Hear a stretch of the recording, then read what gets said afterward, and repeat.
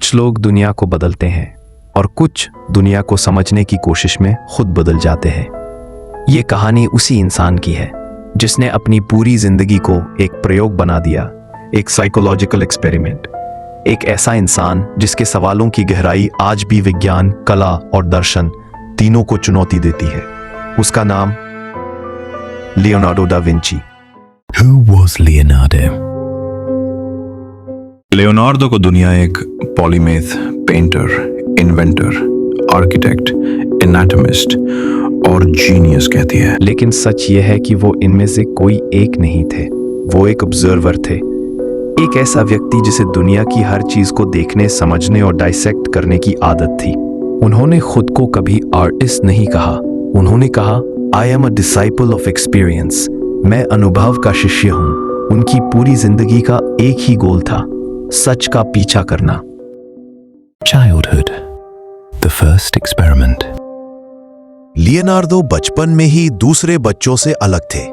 वो घास पर चलने वाली चींटी की चाल ऑब्जर्व करते, पानी में गिरती बूंदों के पैटर्न को नोट करते, लोगों की आंखों की हरकत और चेहरे की माइक्रो एक्सप्रेशंस को पढ़ते।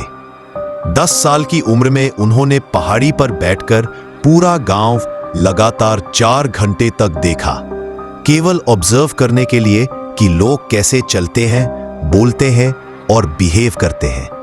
उनका पहला रूल था, देखो सबको, समझो खुद को। The obsession with questions. उनकी जिंदगी का सबसे बड़ा सच ये था कि उनका दिमाग कभी शांत नहीं रहता था। जहां एक नॉर्मल इंसान दिन में कुछ सवाल पूछता है, लियोनार्डो सैकड़ों सवाल पूछते थे।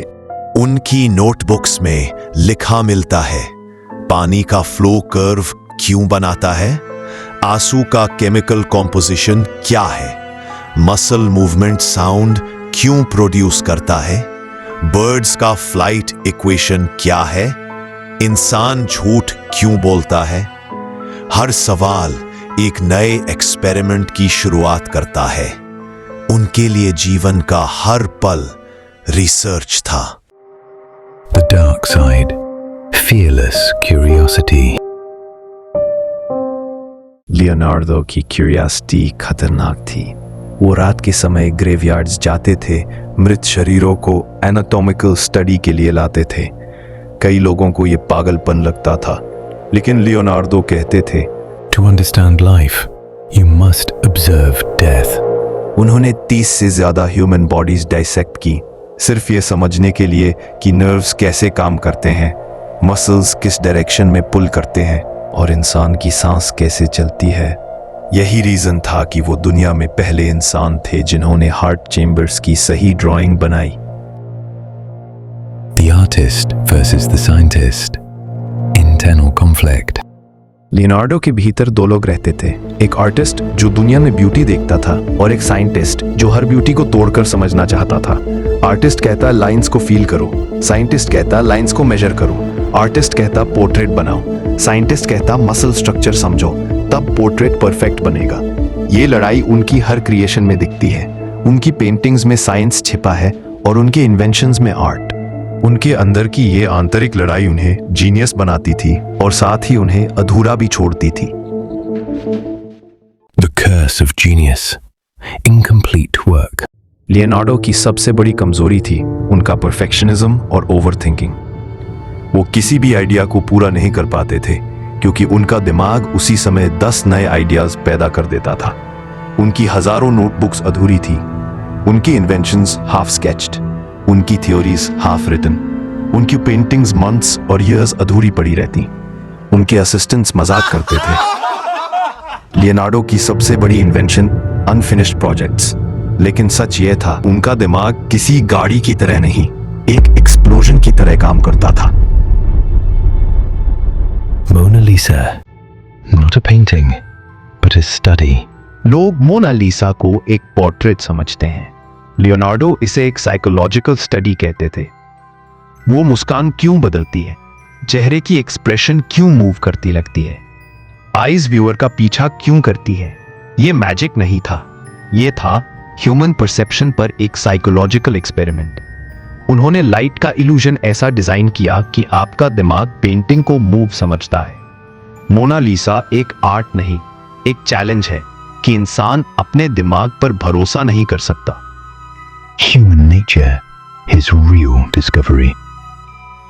लियोनार्डो की असली खोज मशीन्स नहीं थी, न उड़ने वाले इन्वेंशंस, न ही पेंटिंग्स।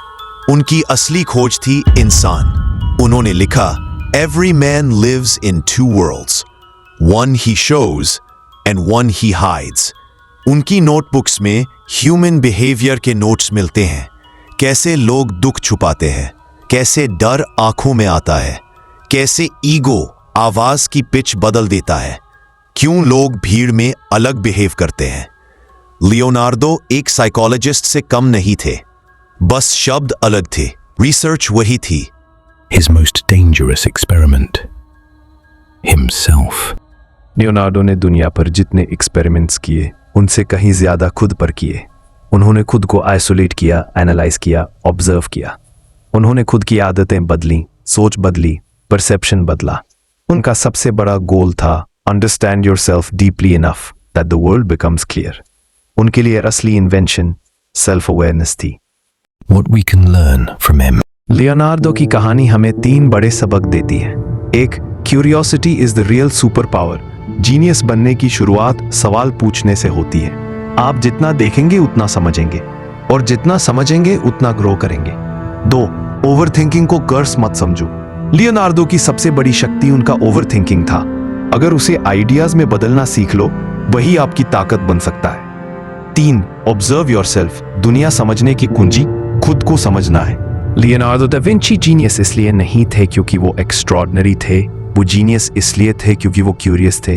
क्यूरियोसिटी ने उन्हें दुनिया के सबसे बड़े माइंड्स में से एक बना दिया, और यही क्यूरियोसिटी हर इंसान को एक्स्ट्रॉर्डनरी बना सकती है। अगर आप जानना चाहते हैं कि आपके अंदर कौन सा जीनियस छुपा है, तो एक एक्सपेरिमेंट शुरू करो खुद पर। यह था माइंडसेट चैप्टर्स। अगर आपको यह साइकोलॉजिकल डॉक्यूमेंट्री पसंद आए तो सब्सक्राइब करिए, जहां हम जीनियस माइंड्स को कहानियों की तरह समझते हैं